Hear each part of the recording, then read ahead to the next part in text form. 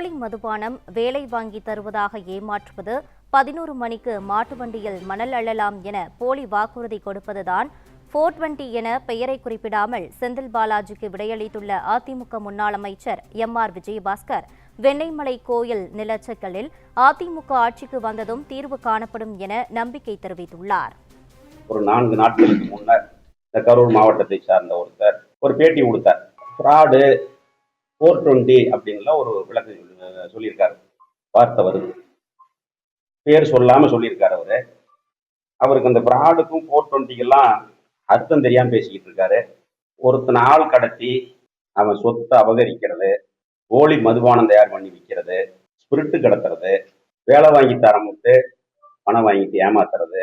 ஸ்டாலின் 11 மணிக்கு முதலமைச்சர் ஆயிடுவாரு, 11:05க்கு நீங்க மாட்டு வண்டியை கட்டிக்கிட்டு ஆத்துக்கு போங்க, எவனும் கேட்க மாட்டான், எந்த அதிகாரியும் கேட்க மாட்டான், கேட்டால் அந்த அதிகாரி அங்கே இருக்க மாட்டான்னு சொல்லி ஏழை எளிய மாட்டு வண்டி தொழிலாளர்களுடைய வாக்குகளை பெறுவதற்கு வாக்குறுதி கொடுக்கறது. இதையெல்லாம் செய்யறவனுக்கு பேர் தான் 420 ஃப்ராடு. இதெல்லாம் தெரியாம அவர் யாரையோ சொல்லிக்கிட்டு இருக்காங்க, பேர் சொல்லாம ஒருத்தர் சொல்லிக்கிட்டு இருக்காரு. அதுக்கு அவர் விளக்கம் தெரிஞ்சுக்கணுங்கிறதுக்காக தான் இதை சொன்னேன் நான்.